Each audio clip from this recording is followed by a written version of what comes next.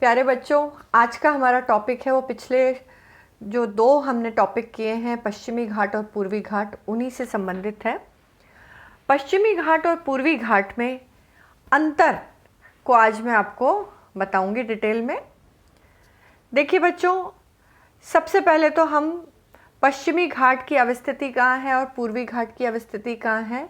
ये दोनों ही जो है वो प्रायद्वीपीय पठार के एक तरह से दो किनारे हैं। पश्चिमी घाट जो कि पश्चिमी तटवर्ती मैदान और प्रायद्वीपीय पठार, इन दोनों के मध्य में अवस्थित है। तो जो पूर्वी घाट है वो पूर्वी तटवर्ती मैदान और प्रायद्वीपीय पठार दोनों के मध्य है। अब एक तरह से ये दोनों ही पर्वत श्रेणियां हैं। पश्चिमी घाट जो कि तापी नदी से लेकर कन्याकुमारी तक, तापी नदी से लेकर कन्याकुमारी तक इसका 1600 किलोमीटर की लंबाई में लगभग ये अविच्छिन्न रूप से कंटिन्यूअस सीरीज के रूप में ये विस्तृत है। और इस तरफ यदि हम पूर्वी घाट को देखते हैं तो महानदी से लेकर वही कन्याकुमारी तक इसका जो विस्तार है वो 1300 किलोमीटर में है। इसकी लंबाई 1300 किलोमीटर है, जबकि पश्चिमी घाट की 1600 किलोमीटर है। और उसकी वजह यह है कि पश्चिमी जो घाट हैं उनको कुछ बड़ी बड़ी नदियां हैं, जैसे कि महानदी है, गोदावरी है, कृष्णा है, कावेरी है और भी अन्य नदियां जो कि पश्चिमी घाट से निकलकर पूर्व और दक्षिण पूर्व की ओर बहती हुई बंगाल की खाड़ी में गिरती हैं। तो इन नदियों ने इसको विच्छिन्न कर दिया है, काट छाट दिया है, अनाच्छादित कर दिया है, जिसके कारण कि बीच बीच में से ये टूटी हुई है और एक सतत श्रृंखला के रूप में नहीं है, बल्कि एक असतत श्रेणी के रूप में है ये। तो इस तरह से सबसे पहले तो हमने इसका विस्तार समझ लिया। अब इसके बाद हम ये भी समझ लेते हैं कि इस तरफ जैसे पश्चिमी घाट है, पश्चिमी घाट के पश्चिम की तरफ तटवर्ती मैदान है, पश्चिमी तटवर्ती मैदान अरब सागर के समानांतर। तो उसमें हम देखते हैं तो जैसे कोंकण जो तटवर्ती मैदान है, इसका उत्तरी भाग जो कोंकण तटवर्ती मैदान उत्तरी सह्याद्री से संबंधित है। तो इधर हम यदि देखते हैं कन्नड़ या कैनरा जो तट है वो मध्य सह्याद्री से संबंधित है, और यदि मलाबार तट को देखते हैं तो दक्षिणी सह्याद्री से संबंधित है। तो इस तरह से ये जो आपकी पश्चिमी घाट है इसको तापी नदी से लेकर 11 डिग्री उत्तरी अक्षांश, जो कि नीलगिरी हिल्स के इधर से एक तरह से आप मान लीजिए कि 11 डिग्री उत्तरी अक्षांश है, वहाँ तक का जो पश्चिमी घाट है उसको तो सह्याद्री के नाम से जाना जाता है। और उसके नीचे नीलगिरी के नीचे 3 समानांतर पर्वत श्रेणियाँ हैं। अन्नामलाई है, इसके अलावा कार्डमम हिल है और अनाईमुडी से उत्तर पूर्व की तरफ पालनी श्रेणी है।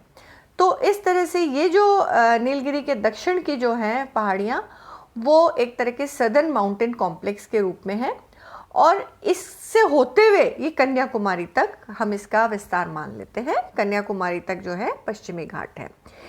तो इस तरह उत्तरी सह्याद्री, मध्य सह्याद्री और दक्षिणी सह्याद्री 3 भागों में हम इसको भौगोलिक रूप से विभाजित करके हमने इसका अध्ययन किया था। और यदि हम तटवर्ती मैदान से इसका संबंध बिठाएं तो जैसे कि कोंकण तट है वो तापी नदी से लेकर गोवा तक का जो भाग है वो कोंकण के अंतर्गत आता है। फिर इसके बाद गोवा से लेकर आप ये नीलगिरी तक का जो भाग है वो इसमें, जिसमें कर्नाटक का हिस्सा आ जाता है काफ़ी, और तो ये वाला हिस्सा है वो आता है कैनरा तट के अंतर्गत, कन्नड़ तट कह सकते हैं। और केरला वाला हिस्सा और कर्नाटक का थोड़ा दक्षिणी भाग भी इसमें है, वो मलाबार तट के अंतर्गत आता है। तो अब इसी के समानांतर मैं आपको इसमें बताती हूँ कि इधर हम यदि देखते हैं तो जो पूर्वी घाट है उसमें भी उसके पूर्व की तरफ बंगाल की खाड़ी के पैरेलल पूर्वी तटवर्ती मैदान है। अब इन पूर्वी तटवर्ती मैदान को भी इसी तरह से हम 3 भागों में बांट के देखते हैं। तो मैं नीचे से पहले आपको बताती हूँ कि कन्याकुमारी से लेकर आप गोदावरी नदी तक का जो क्षेत्र है, कन्याकुमारी से गोदावरी तक का जो क्षेत्र है वो तो कहलाता है कोरोमंडल तट। तो इसमें तमिलनाडु का कंप्लीट हिस्सा आ जाता है तटवर्ती भाग, और साथ ही इसमें आंध्र प्रदेश का गोदावरी तक नदी तक का जो गोदावरी का जो डेल्टा है वहाँ तक का जो भाग है वो तो है इसके अंतर्गत कोरोमंडल तट के अंतर्गत। फिर इसके बाद गोदावरी से लेकर महानदी तक का जो भाग है वो आ जाता है उत्तरी सरकार तट के अंतर्गत, और फिर महानदी से हुगली नदी जो कि वेस्ट बंगाल में है वहाँ तक का जो भाग है वो उत्कल तट के अंतर्गत है, जिसमें उड़ीसा और वेस्ट बंगाल दोनों के तटवर्ती भाग सम्मिलित हैं। तो इसी तरह से इन्हीं तटवर्ती मैदानों के समानांतर जो है वो पूर्वी घाट जो है उनका विस्तार है। अब यदि हम इसकी चौड़ाई की बात करें बच्चों, तो आप देखिए कि जैसे मैंने आपको बताया कि पश्चिमी तटवर्ती मैदान जो है वो एक अविच्छिन्न श्रेणी के रूप में है। इसमें यदि हम देखें तो 3 दर्रे हैं, जैसे कि थाल घाट और भोर घाट, ये तो महाराष्ट्र में इनकी अवस्थिति। इसके अलावा नीचे है पाल घाट, नीलगिरी की तलहटी में है पाल घाट। तो पाल घाट दर्रे के बाद 30 किलोमीटर तक का एक गैप आता है। उसके बाद वापस से जो है दक्षिण का जो माउंटेन कॉम्प्लेक्स है जो कि वेस्टर्न घाट के अंतर्गत ही आता है, जो कि कन्याकुमारी तक जा रहा है। तो ये वाला जो हिस्सा है ये केवल एक तरह से हम देखें तो सबसे ज़्यादा यदि ब्रेक हुआ है या इस श्रेणी में यदि बीच में गैप आया है तो वो पालघाट दर्रे के दक्षिण में आया है, अन्यथा ये कंप्लीटली एक सतत श्रेणी के रूप में है। ठीक है, तो थाल घाट, भोर घाट और पाल घाट, ये 3 दर्रे हैं जिनके माध्यम से पश्चिमी तटवर्ती मैदान को पूर्व की तरफ जो पठारी भाग है उससे एक तरह से प्रायद्वीपीय पठार से जोड़ रहे हैं ये तीनों दर्रे। लेकिन यदि पूर्वी घाट की तरफ देखते हैं तो पूर्वी घाट जो है उसमें इस तरह के दर्रे ना होते हुए जो बड़ी बड़ी जो नदियां हैं, महानदी, गोदावरी, कृष्णा और कावेरी, उन्होंने इसको इस तरह से काटा है कि बीच बीच में ये नदी घाटियां हैं और इन्होंने इसको विच्छिन्न कर रखा है पूरी तरह से। अब हम इनकी उत्पत्ति की बात करें तो जहाँ वेस्टर्न घाट जो है वो एक ब्लॉक माउंटेन के रूप में है इसमें, और यदि हम ईस्टर्न घाट की बात करते हैं तो ये पूर्वी घाट जो है वो प्री कैम्ब्रियन युगीन वलित पर्वत है, जिसको हम अरावली की जो सबसे प्राचीनतम पर्वत माना जाता है, विश्व में प्राचीनतम पर्वतों में से है, वलित पर्वतों में से, तो उसी का समकालिक है। बट ये पूर्वी घाट जो है उसकी तुलना में नवीन है। तो एक तरह से प्री कैम्ब्रियन युगीन ये वलित पर्वतों में आता है और बहुत ज़्यादा अनाच्छादित और नदियों के द्वारा इतनी काट छाट दी गई है कि ये एक तरह से पर्वतों के रूप में तो रह ही नहीं गई हैं। ये हिल्स हैं, छोटी छोटी एक तरह से फ्रेगमेंटेड हिल्स या स्पर के रूप में है। और यदि हम ट्रू माउंटेन के रूप में देखें तो केवल गोदावरी से लेकर महानदी तक का जो क्षेत्र है जो कि उत्तरी सरकार तट के अंतर्गत आता है वो एक तरह से ट्रू माउंटेन के रूप में है, अन्यथा ये काफ़ी छोटी छोटी पहाड़ियों के रूप में है। अब यदि हम इसकी चौड़ाई की बात करें तो पश्चिमी घाट जो है वो उत्तर में जहाँ 50 किलोमीटर चौड़ा है और दक्षिण में इसकी चौड़ाई है वो 80 किलोमीटर है। तो एक तरह से 50 से लेकर 80 किलोमीटर ये संकीर्ण है। जबकि पूर्वी घाट की बात करें तो उत्तर में ये 200 किलोमीटर है और दक्षिण में जाते जाते 100 किलोमीटर। तो आप देखिए बच्चों, ये चीज़ ध्यान रखिएगा, बिल्कुल रिवर्स है इसके। जहाँ पश्चिमी घाट में उत्तर में जो है चौड़ाई है वो 50 किलोमीटर है और दक्षिण में 80 है, तो इसका मतलब दक्षिण वाला भाग जो है पश्चिमी घाट का वो अधिक चौड़ा है। जबकि पूर्वी घाट में क्या है कि उत्तर में चौड़ाई 200 किलोमीटर है और दक्षिण में जो चौड़ाई है वो 100 किलोमीटर है। तो एक तरह से चौड़ाई में तो ये ज़्यादा है, विस्तार इनका चौड़ाई में विड्थ ज़्यादा है, लेकिन पश्चिमी घाट से बिल्कुल उल्टा है। ये उत्तर में चौड़ाई इसकी 200 है और दक्षिण में चौड़ाई है वो 100 किलोमीटर है। फिर इसके बाद हम इसकी यदि ऊंचाई की बात करें तो ऊंचाई में जो है पश्चिमी घाट हैं वो इसकी औसत ऊंचाई 900 से 1200 मीटर है, जबकि जो पूर्वी घाट है उनकी ऊंचाई है वो वैसे 615 मीटर है औसत ऊंचाई, और वैसे 150 से 300 मीटर ऊंचाई की पहाड़ियाँ इसमें ज़्यादा हैं। और उत्तर की तरफ देखें तो ऊंचाई जो है वो पहाड़ियों की अधिक है और दक्षिण की तरफ जो है ऊंचाई कम है। पूर्वी घाट का जो दक्षिणी भाग है उससे यदि हम उत्तर पूर्व की तरफ चलते हैं इस तरह से। तो आप देखिए बच्चों कि दक्षिण की तरफ की जो पहाड़ियाँ हैं, जैसे तमिलनाडु में भी जो दक्षिण वाली जो पहाड़ियाँ हैं कावेरी की दक्षिण में, वो कम ऊंची है, जबकि उत्तर की तरफ जा रहे हैं वैसे वैसे पहाड़ियों की जो ऊंचाई है वो बढ़ती चली जा रही है। तो ये स्थिति है। यदि हम वेस्टर्न घाट में देखते हैं तो वेस्टर्न घाट में उत्तर से दक्षिण की तरफ जा रहे हैं तो ऊंचाई बढ़ रही है, जबकि इसमें उल्टा हो रहा है, इसमें दक्षिण से उत्तर की तरफ जा रहे हैं तब ऊंचाई बढ़ रही है, जबकि पश्चिमी घाट में उत्तर से दक्षिण की तरफ जा रहे हैं तो ऊंचाई। अब जैसे मैं ऊंचाई का आपको एग्जांपल देती हूँ, जैसे उत्तरी सह्याद्री है, इसमें काल सुबाई चोटी है वो सबसे ज़्यादा ऊंची है। अब इधर हम देखें कर्नाटक में तो मुलायनगिरी जो है वो बाबा बुदन पहाड़ी के पास की वो सबसे ऊंची है, फिर कुद्रमुख भी है। फिर यदि हम दक्षिण सह्याद्री की बात करते हैं तो वहाँ की सबसे हाईएस्ट पीक है अनाईमुडी। अनाईमुडी 2695 मीटर ऊंचाई के साथ वेस्टर्न घाट की सबसे हाईएस्ट पीक है। और ये जो अनाईमुडी है वो अन्नामलाई जो पर्वत श्रेणी है जो कि नीलगिरी के दक्षिण में है, उसी की हाईएस्ट पीक है। फिर इसके बाद हम यदि हाईएस्ट पीक की बात करें तो हाईएस्ट पीक में यदि हम पूर्वी घाट से संबंधित मैं आपको बताती हूँ, पूर्वी घाट में हाईएस्ट पीक जो है वो जिंदागढ़ा है। ये जिंदागढ़ा जो है ये अराकू वैली जो कि विशाखापट्टनम के पास है वहाँ की है 1690 मीटर ऊंची। वैसे एनसीईआरटीज़ में महेंद्रगिरी जो है जो कि गंजम जिला उड़ीसा में पड़ता है वहाँ की 1501 मीटर दी हुई है हाईएस्ट पीक। लेकिन ये चीज़ आपको बच्चों ध्यान रखना है कि विशाखापट्टनम के पास है अराकू वैली, वहाँ पे है जिंदगढ़ा। ये वाला जो है ये 1690 मीटर ऊंची चोटी है। तो इस तरह से आप देखिएगा कि हाईएस्ट पीक जो है इसमें नॉर्थ की तरफ है तो वेस्टर्न घाट में साउथ की तरफ है। अब दूसरी बात हम ये मैं आपको बताना चाहती हूँ कि यदि हम इसकी पर वर्षा के संबंध में बात करें तो वेस्टर्न घाट जो है उसमें बहुत तीव्र बारिश होती है दक्षिण पश्चिमी मानसून से। ये एक तरह से बहुत ही ज़्यादा, क्योंकि इसमें दक्षिण पश्चिमी मानसून सीधे इससे आकर समकोण पर हैं ये और ये टकराते हैं और इसके जो पवनमुखी ढाल है उस पर तीव्र बारिश होती है और 100 सेंटीमीटर की समवर्षा रेखा ने एक तरह से इसका शीर्ष बना रखा है, किसका, वेस्टर्न घाट का। और 150 सेंटीमीटर की समवर्षा रेखा कंप्लीट इसमें है और वैसे ये 250 से 400 सेंटीमीटर तक की यहाँ पर बारिश होती है। जबकि हम पूर्वी घाट की बात करें तो पूर्वी घाट जो है वहाँ पे वर्षा केवल 60 से 100 सेंटीमीटर का औसत है। उसकी वजह यह है कि जब अरब सागर का दक्षिणी पश्चिमी मानसून की शाखा वहाँ तक पहुँचती है तो एक तो उसकी शक्ति कम हो जाती है और साथ ही आर्द्रता की कमी हो जाती है। तो एक तरह से ये वृष्टि छाया प्रदेश में दूसरी तरफ पड़ते हैं, इसके कारण अरब सागरीय शाखा से बारिश नहीं होती है। दूसरी तरफ हम देखें तो बंगाल की खाड़ी की जो दक्षिणी पश्चिमी मानसून की शाखा है वो इसके पैरेलल आगे निकल जाती है और इसको समकोण पर नहीं पड़ती है, जिसके कारण वो वर्षा है वो नहीं कर पाती है। बहुत कम ही स्थानों पर तमिलनाडु के आसपास बारिश होती है, अन्यथा ये बारिश के बिना आगे बढ़ जाती हैं।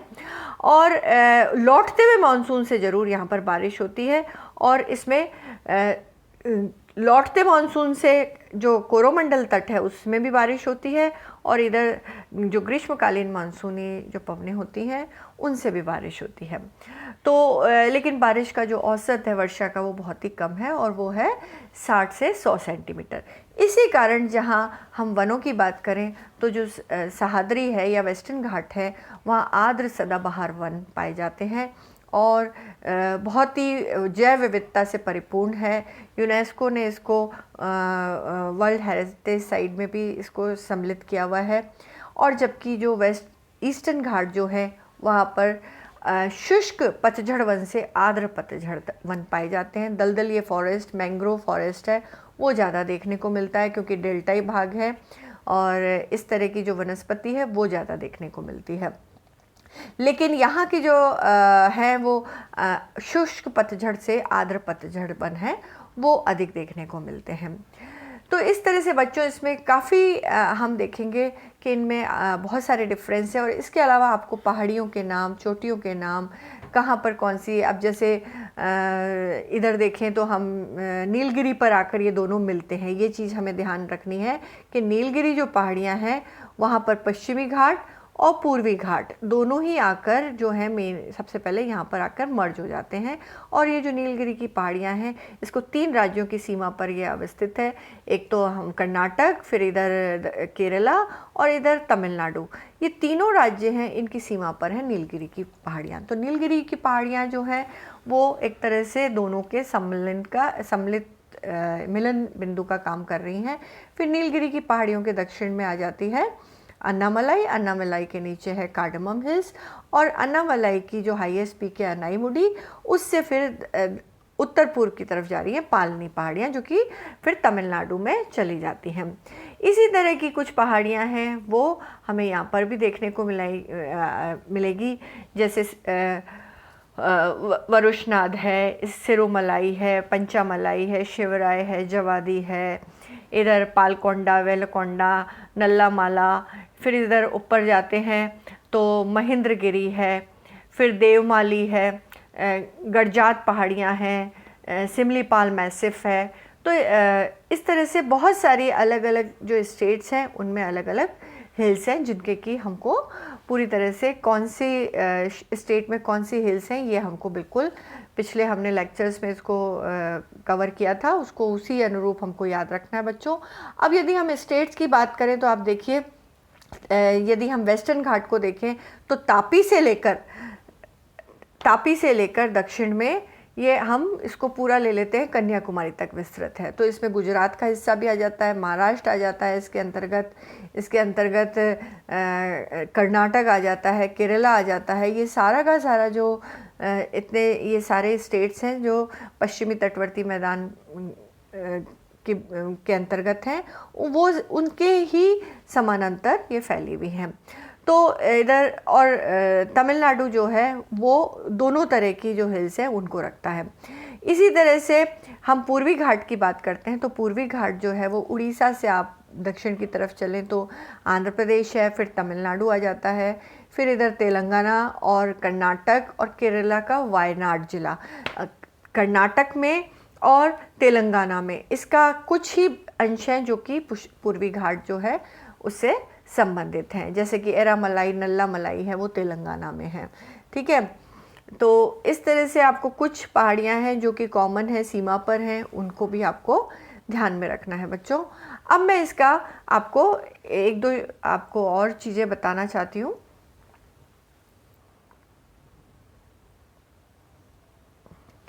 देखिए, अंतर को मैंने इस तरह से अलग से लिखा हुआ भी है, जिसको कि मैं शॉर्ट में वापस आपको बताती हूँ कि जैसे 1600 किलोमीटर तो पश्चिमी घाट है, तो पूर्वी घाट है वो 1300 किलोमीटर की लंबाई में फैला हुआ है।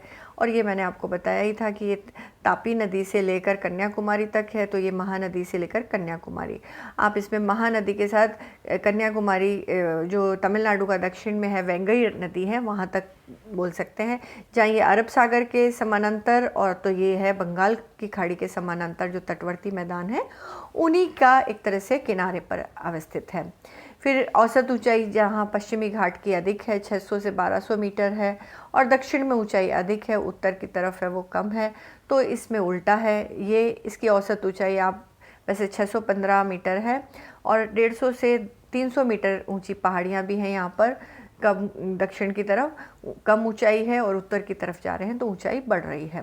फिर यदि हम इसके निर्माण के हिसाब से देखें तो ये जो है जब गोंडवाना लैंड है वो पूर्व और उत्तर की ओर जब उसका खिसकाव हुआ और उसके कारण हिमालय है वो बने थे, उस समय अरब सागर का जो भाग है वो उसका सबडक्शन हुआ और सबडक्शन के कारण और पूर्व और उत्तर पूर्व की तरफ ये जो हिस्सा है वो आगे झुका, उसके कारण ये वाला जो भाग है इसका अपलिफ्टमेंट हुआ और जो ढाल है वो पश्चिम से पूर्व की ओर हो गया। तो पूर्वी घाट जो है वो प्री कैम्ब्रियन एक तरह से वलित पर्वत हैं, अरावली के समकालिक हैं, उनसे थोड़े नवीन हैं और इनका आगे निमज्जन हुआ, और जबकि इस तरफ का जो हिस्सा है वो ऊंचा उठने से उसका उत्थान ही हुआ है।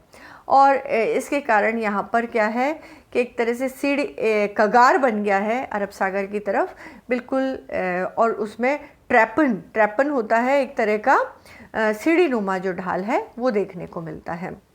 फिर यदि हम देखें तो ये एक महान जल विभाजक का पार्ट है, कौन? वेस्टर्न जो पश्चिमी घाट हैं, और जिनको सह्याद्रीज भी कह सकते हैं। और यहाँ से पूर्व और दक्षिण पूर्व की तरफ सामान्य ढाल लिए हुए हैं, जिसके कारण कि जितनी भी नदियाँ हैं जो पश्चिमी घाट से निकलती हैं, जैसे कि गोदावरी है, उसकी सहायक कृष्णा, उसकी सहायक और कावेरी, ये समस्त नदियाँ जो हैं वो पूर्व की तरफ प्रवाहित होकर बंगाल की खाड़ी में गिरती हैं। जबकि यदि हम पूर्वी घाट की बात करते हैं तो एक कमज़ोर जल विभाजक है, इसमें बहुत छोटी छोटी नदियाँ, जैसे मैं एक एग्जांपल देती हूँ, गोदावरी की जो सहायक है इंद्रावती नदी, ऐसी ही कुछ नदियाँ हैं। उसके अतिरिक्त ये एक वीक वाटरशेड का काम करती हैं, और इससे जो नदियाँ हैं उनका उद्गमित कम हो रही हैं।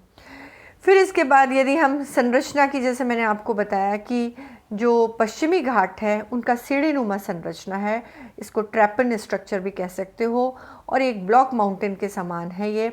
और अरब सागर की तरफ का जो ढाल है वो काफ़ी तीव्र कगार नुमा है, एस्कार्पमेंट के रूप में है।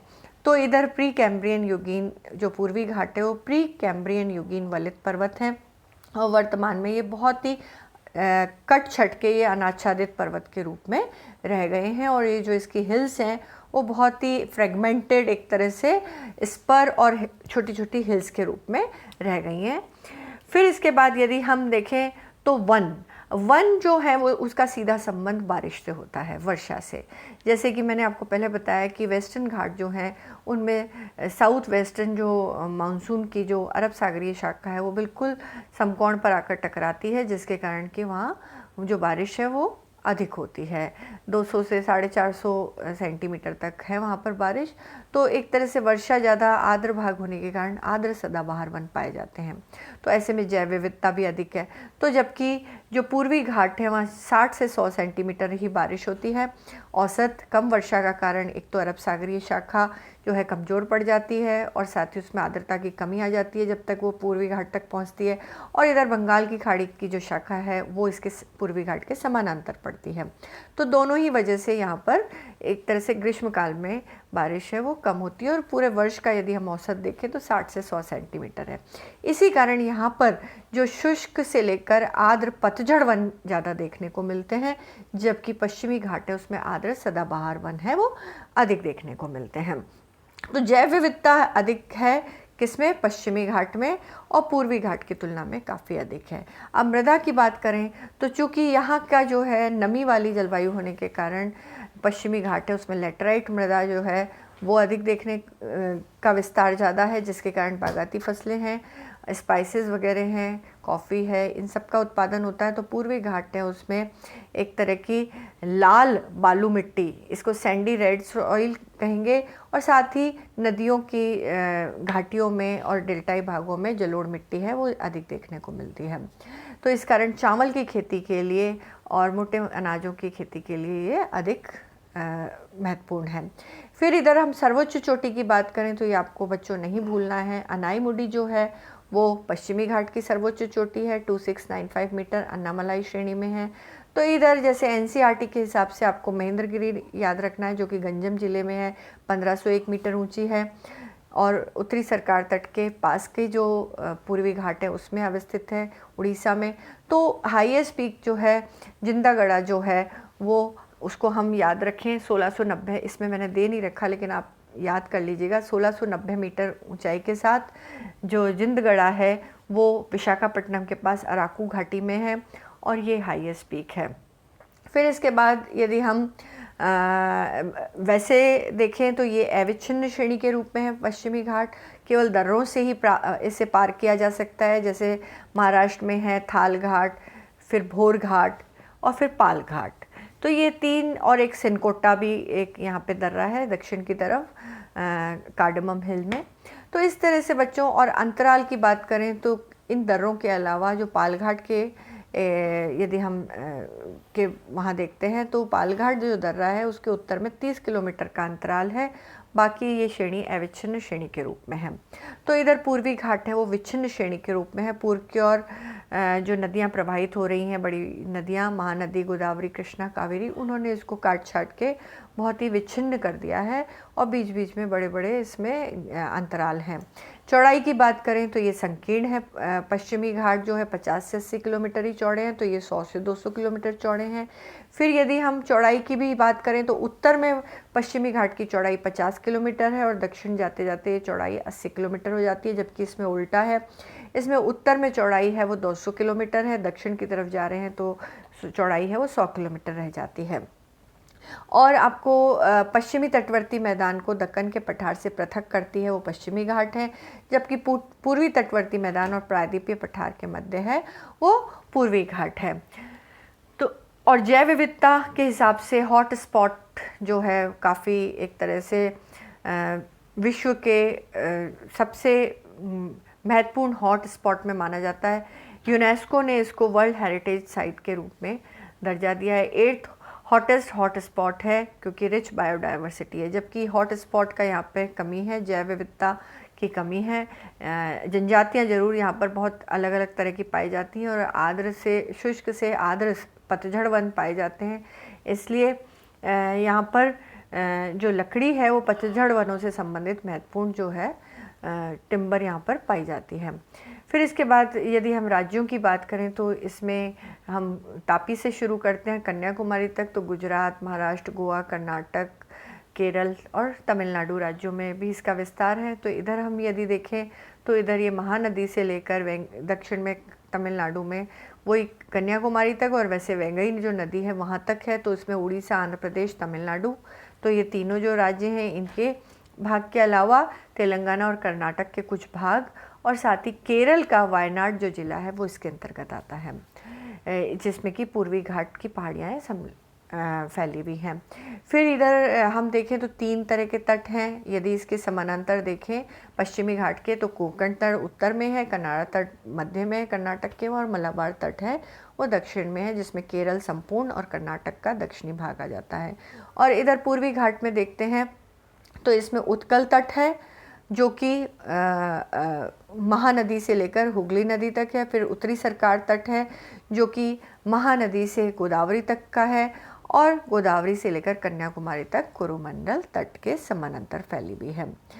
तो इस और इधर पश्चिमी घाट जो हैं वो एक महत्वपूर्ण जल विभाजक हैं, बट जितनी भी नदियां हैं वो सब पूर्व की तरफ बह रही हैं पश्चिमी घाट से निकलकर, इसलिए नदियों के द्वारा ये काटी नहीं गई हैं। जो भी नदियां इसमें छोटी शरावती जैसी और छोटी नदियां जो है मांडवे, जुआरी वगैरह, ये सब जो बंगाल की अरब सागर में गिर रही हैं वेस्टर्न घाट से निकलकर, पश्चिम के जो घाट हैं उससे निकलकर, तो वो बहुत छोटी हैं और तीव्र हैं, और उनके द्वारा इतना, और साथ ही नर्मदा और जो ताप्ती नदियां हैं, जिसमें तापी नदी से हम प्रारंभ करते हैं, तो ये एस्चुरी बनाती है, तो इनके द्वारा इतना नहीं काट छाट की गई है इनको, इसीलिए ये एक कंटिन्यूस सीरीज़ के रूप में है। जबकि पूर्वी घाट जो हैं वो उनको बड़ी बड़ी नदियों ने काट छाट के बिल्कुल अनाच्छादित कर दिया है। अब एक छोटा सा फिगर है जिससे मैं आपको बताना चाहती हूँ कि जैसे पश्चिमी घाट है तो इधर ये पश्चिम और इधर पूर्व का डायरेक्शन से आप समझिए कि इधर वाला जो पश्चिमी वाला भाग है, ये इसमें जो पश्चिमी घाट है बिल्कुल तीव्र ढाल लिए हुए है अरब सागर की तरफ, और ये एस्कारपमेंट के रूप में है, एकदम खड़ा ढाल लिए हुए दीवार की भांति, और ये सीढ़ी नुमा भी है। ट्रैपिन का मतलब होता है सीढ़ी नुमा, और इस तरह से अरब सागर की तरफ जो है इसका जो भाग है उसका सबडक्शन हो गया, तो एक तरह से भ्रंश कगार के माध्यम से ये एक ब्लॉक माउंटेन के रूप में है वो खड़े रह गए, और एक हिस्सा है वो अरब सागर में डूब गया। और आगे जो है ये वाला जो गोंडवाना लैंड का जो भाग है, ये आगे पूर्व और उत्तर पूर्व की तरफ इसका जो खिसकाव हुआ, और जिसके कारण क्या हुआ, ये वाला हिस्सा जो वेस्टर्न वाला साइड है इसमें सबडक्शन हुआ, साथ ही इसमें उठाव भी हुआ, अपलिफ्टमेंट भी हुआ, और अरब सागर में एक हिस्सा है वो नीचे निमज्जित हो गया। तो इस तरह से इसका जो ढाल है वो अरब सागर की तरफ का खड़ा ढाल है। जबकि यदि हम पूर्व की तरफ देखें तो पूर्व की तरफ जो है फिर एक तरह से सदर्न प्लेटो जो आ जाता है, प्रायद्वीपीय पठार और दक्कन का पठार वाला जो सेट ये है। और इस तरफ का जो ढाल है वो सामान्य ढाल है, पूर्व की तरफ और दक्षिण पूर्व की तरफ। तो जितनी भी नदियां हैं वो टिल्ट हो जाने के कारण, इस ढाल का इस तरफ से झुकाव होने के कारण, जितनी भी वेस्टर्न घाट से जितनी भी नदियां निकल रही हैं वो इस ढाल का अनुसरण करते हुए बंगाल की खाड़ी में गिर रही हैं। तो ये चीज़ आपको बच्चों ध्यान रखना है कि जो वेस्टर्न घाट है वो एक तरह से एस्कार्पमेंट के रूप में है और ट्रैपन या सीढ़ीनुमा ढाल लिए हुए हैं अरब सागर की तरफ, जबकि पूर्व की तरफ देखें तो ये जो ढाल है वो सामान्य है और आगे जाकर ये जो पूर्वी घाट है वो अनाच्छादित पर्वतों के रूप में, प्री कैम्ब्रियन युगीन वलित पर्वतों के रूप में जो है वो इन नदियों के मार्ग में अवस्थित होने के कारण जितनी भी ये गोदावरी, कृष्णा, कावेरी जो नदियां हैं इन्होंने फिर इसको काट छाट के और अधिक अनाच्छादित करके अब ये एक तरह से बहुत ही फ्रेगमेंटेड एक तरह की हिल्स और स्पर के रूप में है ये रह गई है। केवल गोदावरी से महानदी के बीच का जो हिस्सा है वो ट्रू माउंटेन के रूप में देखा जाता है और अन्यथा जो है ये बहुत छोटी छोटी पहाड़ियों के रूप में है। तो इस तरह से बच्चों हमने आज देखा कि पश्चिमी घाट और पूर्वी घाट हैं वो प्रायद्वीपीय पठार के ही एक तरह से दो भुजाएं हैं और इन दोनों तरफ के ये जो हैं इन्होंने एक तरह से इसके किनारे बना रखे हैं और ये पहाड़ियाँ हैं, ये पहाड़ियों की श्रेणियाँ हैं और इन दोनों का जो अंतर है ये आपको आज मैं सोचती हूँ आपको बहुत अच्छे से समझ में आ गया होगा। थैंक यू बच्चों।